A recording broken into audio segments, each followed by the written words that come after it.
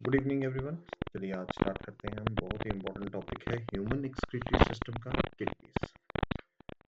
देखिए किडनीज में हम जैसे कि यहाँ देख रहे हैं कि human excretory system consist of 4 parts. Number 1 is a pair of kidneys, number 2 is a pair of ureters, number 3 single urinary bladder and finally the urethra. हम इनको वन बाय वन करेंगे और आज का हमारा टॉपिक रहेगा the kidneys. Now let us understand the kidneys. Now their origin. Now देखो सबसे पहली जो जानने वाली चीज है ना यहाँ पर, दैट इज ओरिजिन।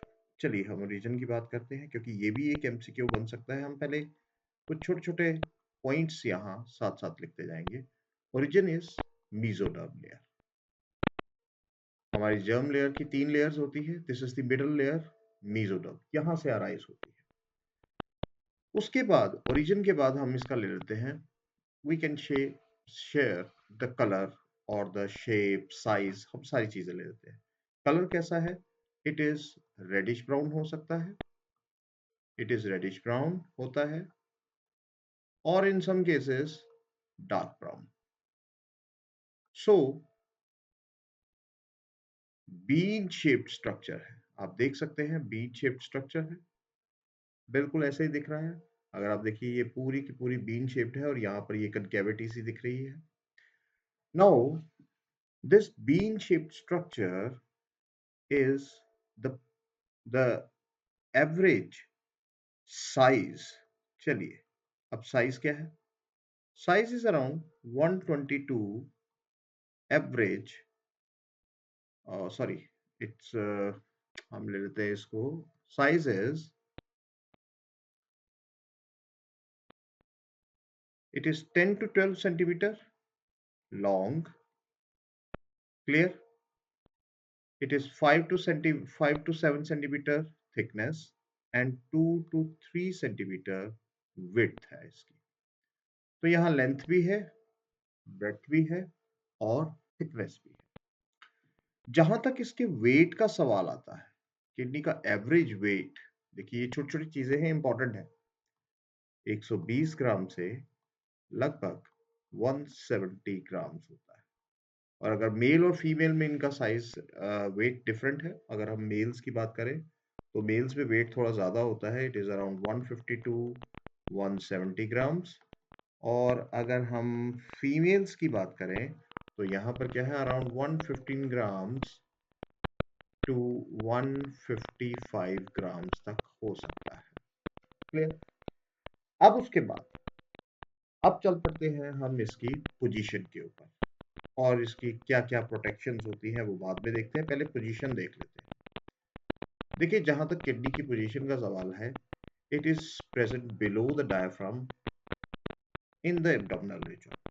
देखिए बिलो द डायफ्राम, क्लियर। पहली चीज तो ये है, इसके नीचे है डायफ्राम।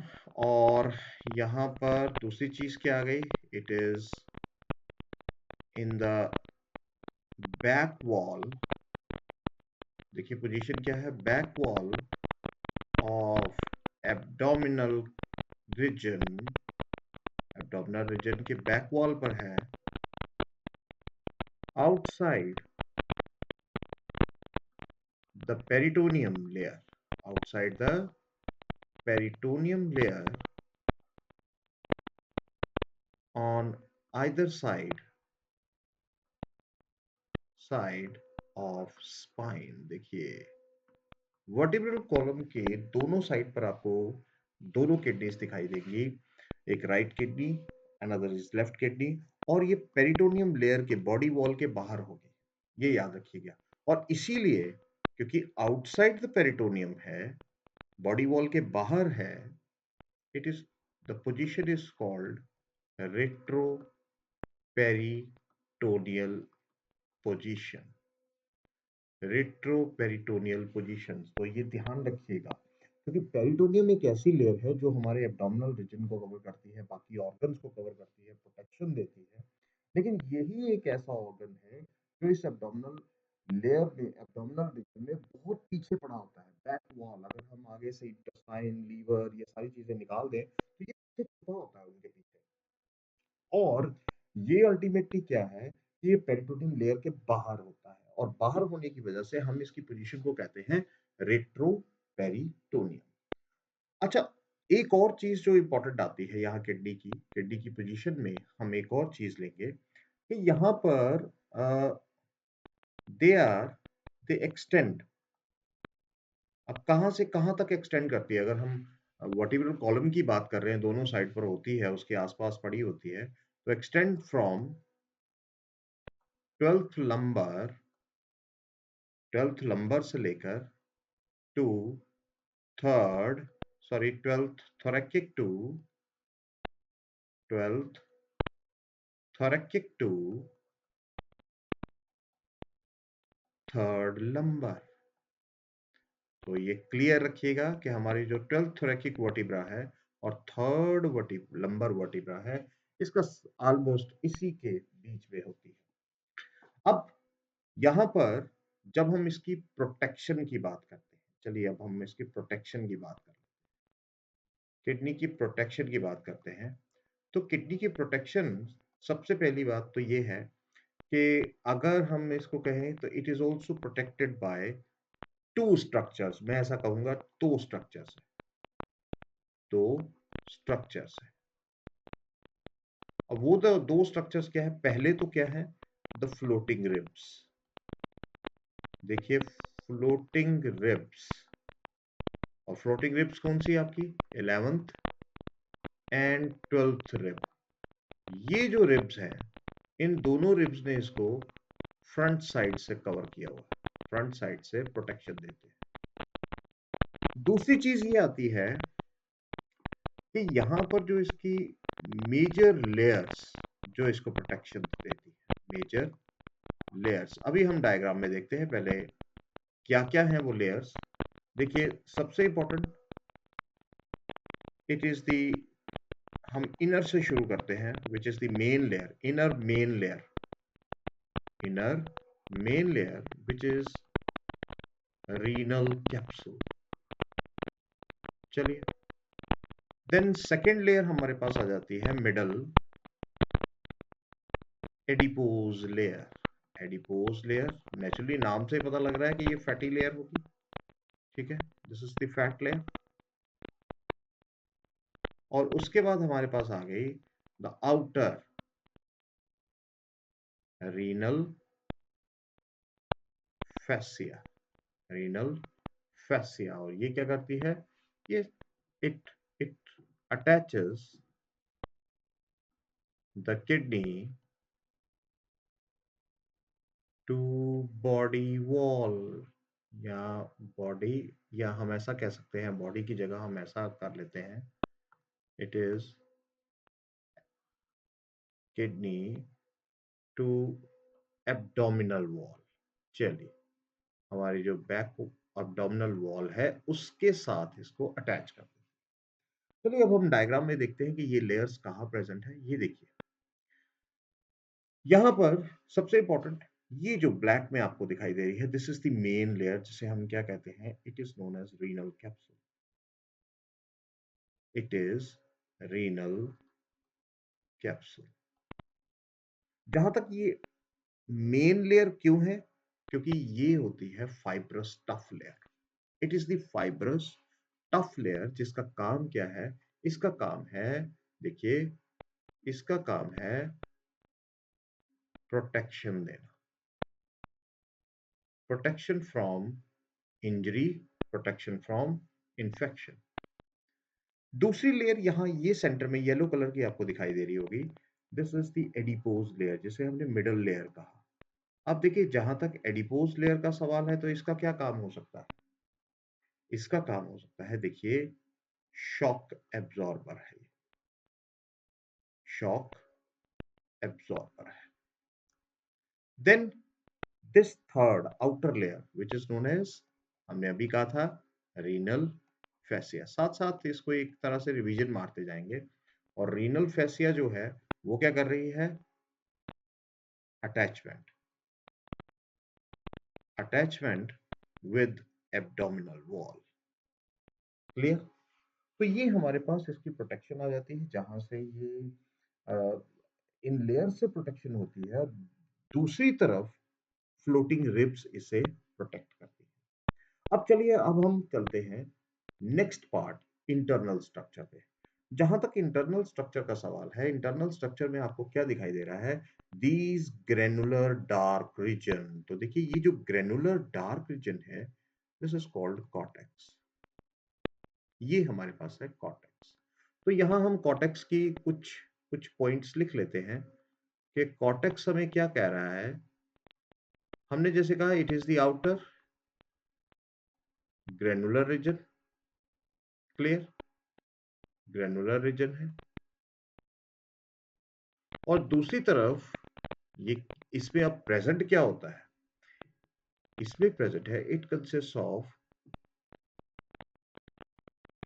ग्लोमेरुली, यानी the network of capillaries, the Bowman's capsule. देखिए, बोमेन्स कैप्सूल भी यहां प्रेजेंट होता है। देन देयर इज पीसीटी, यानी proximal convoluted tubule, and DCT, distal convoluted tubule. ये हमारे कॉर्टेक्स का हिस्सा होते हैं। लेकिन जैसे ही हम अंदर वाली साइड आ जाते हैं, तो यहाँ हमें एक ऐसा रीजन दिखता है जो लाइट कलर्ड है, और यहाँ पर हमें बहुत सारे ट्रायंगुलर रीजन्स दिखाई देते हैं। और ये जो इनर रीजन है, it is called inner medulla. ये अब हमारे पास कौन सा रीजन आ गया?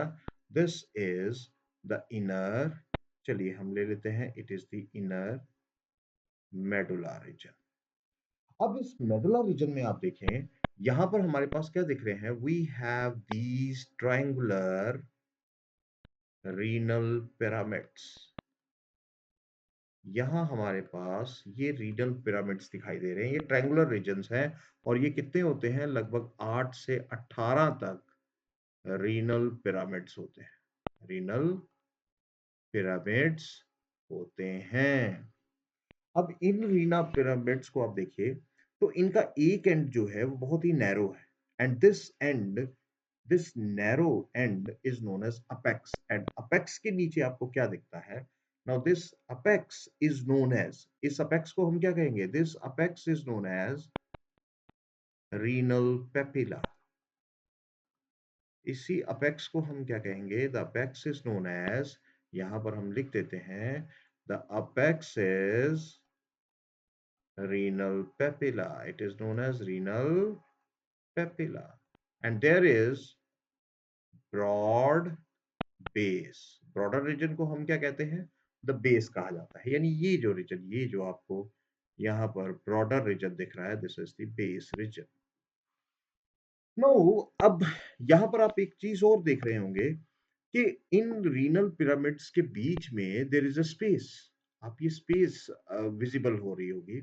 नाउ ये जो स्पेस यहाँ आपको दिखाई दे रही है, सो दी स्पेसेस, यहाँ पर क्या है? कॉर्टेक्स एंटर कर रहा है, कुछ हिस्सा कॉर्टेक्स का भी यहाँ एंटर कर रहा है। तो यहाँ ये जो डॉट डॉट लगाया है, ये क्या बता रहा है? It represents the cortex region. Now this region in between these renal pyramids is known as renal column of Bertin. Renal column of Bertin. Now, यहां पर आप एक चीज और देख रहे हैं कि there are striations over these renal pyramids, है ना? कुछ आपको स्ट्राइएशंस दिखाई दे रही है। अब ये स्ट्राइएशंस क्यों है? What is the region? Region is the striations, चलिए हम यहां लिख लेते हैं, the striations are due to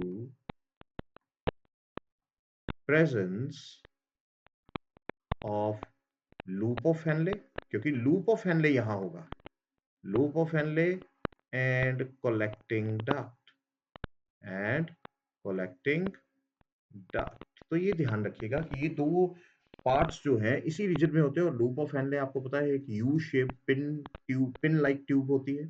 हम इसका स्ट्रक्चर नेक्स्ट करने वाले हैं। अच्छा, अब यहाँ रीनल पेपिला से let us come to this renal papilla area. और रीनल पेपिला एरिया में आप देख रहे हैं, this renal papilla area entering into the smaller chambers. ये जो ब्लू कलर में मैंने यहाँ पर आपको डॉट्स लगाए हैं, चलिए मैं ब्लू ही कलर ले लेता हूँ। तो ये जो ब्लू कलर एरियाज हैं, छोटे एरियाज हैं, ये आपको क्या बता रहे हैं? These regions, so let us label these regions. ये यहाँ पर मैंने एरो लगा के रखा है। These regions are known as minor calyx. और यही माइनर कैलिक्स बाद में कहाँ एंटर कर रहे हैं? देखिए ये बहुत सारे, लगभग